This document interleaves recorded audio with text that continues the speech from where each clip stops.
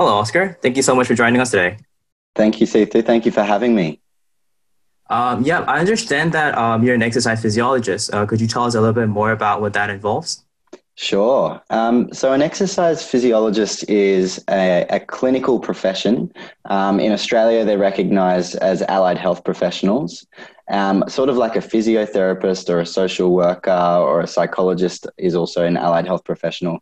However, an exercise physiologist focuses on how they can use what we know with the evidence around exercise to help treat and manage people with chronic health conditions. So, that might be someone with cancer or diabetes or cardiovascular disease or chronic pain, or even someone that's rehabilitating from an injury. So we work, exercise physiologists working within a range of different clinical populations. But my focus where I work is in mental health. Yeah, that's so great. So you basically help your clients with staying active with all sorts of issues and environments. What about for someone in a hotel quarantine? Is it really possible for them to stay active in their room? Yeah, so that's a really good question. And I think it's particularly hard. It's going to depend on the amount of space within that room as well, and potentially what equipment and facilities they have.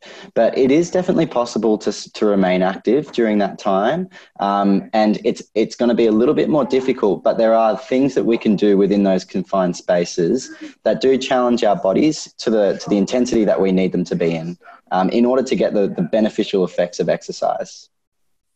So what kind of exercises can you do in like a small hotel room? Yeah, it's particularly hard. So, what's recommended generally is combining in our everyday week, regardless of we're in a small space or not, is to do a mix of both aerobic and resistance training. So, aerobic and resistance training are sort of like your fruits and vegetables of the exercise world. It would never be recommended to just do one and not the other. So in terms of the aerobic exercise, the things that we can do in a small space, and that might be aerobic activities like jogging on the spot, potentially use of shadow boxing, even things like that are more typically fun, like dancing or any sort of Zumba movements within a small space might be really good. Whatever is a repetitious movement that gets the heart rate up is considered aerobic. And then in terms of resistance training, any activities that are challenging the muscles to the point where they're exerting energy and you can feel the resistance and the tension. So things that are using your own body weight might be a good option for that as well. Yeah, so apart from like using your body weight, what kind of equipments, like any features in the small room of a that you could use for exercise? It's hard because of what might be available in that room might be different, but I can imagine a lot of people might be traveling with luggage. So potentially using their backpacks and filling clothes in their backpacks to use as weights on their back or on their chest, or using them to lift overhead might be a really good way of doing that, getting creative with what resources you have. However, there are lots and lots of exercises that you can do that doesn't require any equipment. And there are some great programs online, some great websites, and some great apps that show you a list of those exercises and how to perform them. That's a really creative idea to use your backpack. Yeah. So how about the frequency and duration? How much is like enough?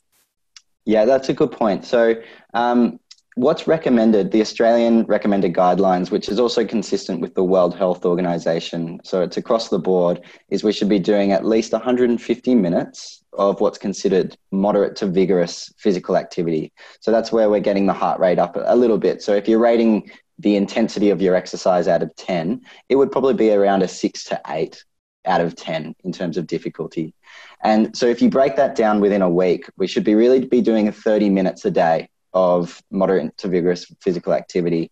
What's recommended is that we're doing 5 bouts of aerobic exercise, which is the cardio that we were sort of speaking about earlier, and 2 times doing resistance training at least.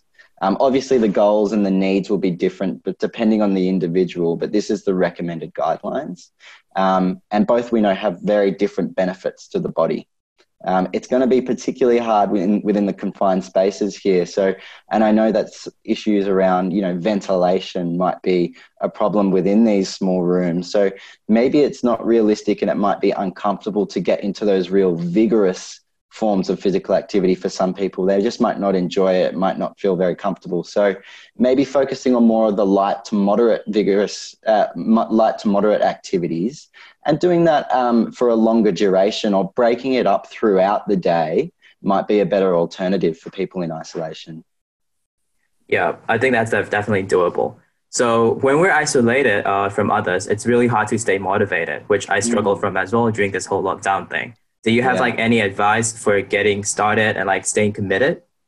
Yeah, and I can relate to that too. I think it's particularly hard when we might normally, get motivated by exercising in groups, or we might get motivated by attending social sport or things like that, where we're accountable based off a group setting, or it does get hard, but I know that there are substitutions for that, and there's certain strategies that we can use. For example, the use of reminders on our phones and making a regular schedule can add some structure within the day. And I know that when there isn't any structure in the day, it can affect both our physical and mental health.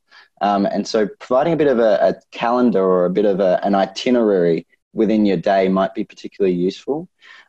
We also know that there's some great functions that we're doing, for example, like a Zoom, where you can do exercises online with groups. And I know that there are various gyms and sports classes that are offered through online platforms like this. But maybe I'd even recommend, linking up with friends, linking up with mates. And the benefit of this is that we can do it with anyone all around the world. So if family back home or different friends around the state want to exercise, you can actually arrange that and you can do joint sessions. But the other benefit, if you need more motivation, is there's great videos online that take you through classes. Just simply looking in YouTube, the options are endless, really. And similar with the apps that I was talking about before, there's a whole list of exercise apps that can help motivate people. And I think using goals, setting ourselves goals, and setting a bit of a plan as to when you'd like to achieve that goal. So maybe by the end of this 2-week quarantine, I'd like to achieve so many push-ups, like 5 or 10 push-ups more than what I could do before. And that might give you a little bit more of an incentive to practice and get that repetition. Yeah, I think those are really great tips. So I'm thinking that most of us know that exercise is really important for our physical health. And I know that you have done some researches on the link between mental health and exercise as well. Could you tell us a bit more about that connection there? Yeah, sure. There's a whole lot of evidence looking at the role of exercise for our mental health, but also our physical health.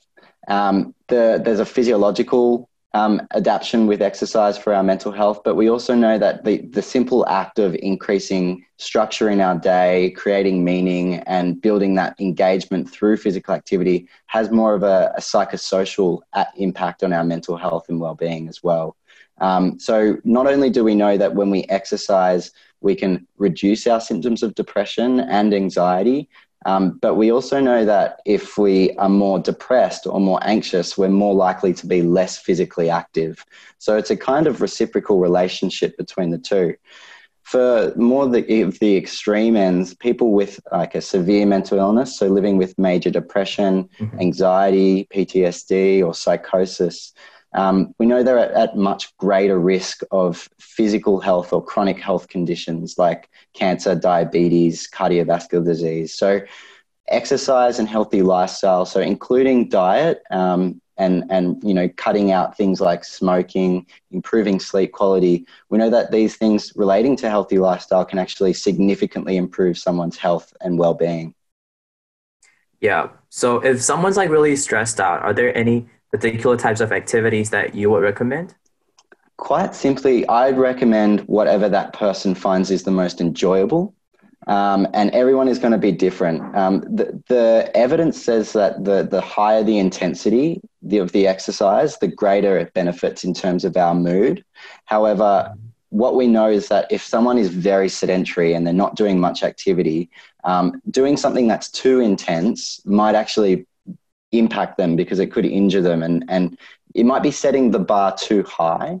So in fact, choosing things that are relevant for the individual, they are tailored to meet the needs of that individual. So if you're not doing much, don't set the bar too high. Start light, start low and go slow. and choose things that you enjoy. So if things like yoga or Tai Chi or dancing or, Pilates or any sort of boxing or fun movements that you are familiar with, they're generally the best things to go with. Looking at what options are online is such a good idea. The options are endless. Yeah, so I know that most people in hotel quarantine must have traveled across time zones and might be experiencing like jet lags and sleep issues. Do you think exercise could help with sleep issues? Most certainly, and exercise has been shown to significantly improve sleep quality, both within the general population and in people with a mental illness as well. So, part of my PhD was actually looking at that exact topic and looking at the role of exercise in improving sleep. And what we found is in people in the general population and in people with a severe mental illness, those that were more physically active, so meeting those recommended guidelines of 30 minutes a day, were much more likely to have a better sleep quality than those that didn't. Yeah. Yeah. So how about for those who want to stay active after quarantine? Any last tips for them to stay active as part of their usual routine? Yeah, so I mean, it's fantastic if they've gotten into a routine during quarantine. And in order to keep that up, I'd recommend, continuing with the same things around, creating structure, creating a routine, and also using targets or goals for progression.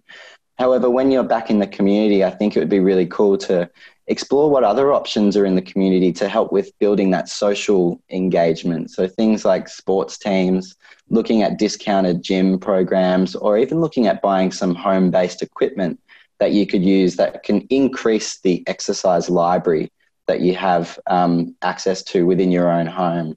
I think those are some really good strategies, but if possible, and depending on what happens with coronavirus restrictions, social sport is also a really great way of maintaining your physical activity levels. I like to think about sport, for me anyway, as sort of sugar coating your vegetables, like sugar coating your exercise. It's sometimes you realize you're being really physically active only after you've finished the activity because it was so fun. And for other people, that might be things like dance classes or yoga classes, whatever is relevant for what they like and what they enjoy. Thank you so much, Oscar. Those were some really helpful tips to stay active. We hope that you're now inspired to get active in your room. Check out Move More in Quarantine page for helpful workout ideas to get started.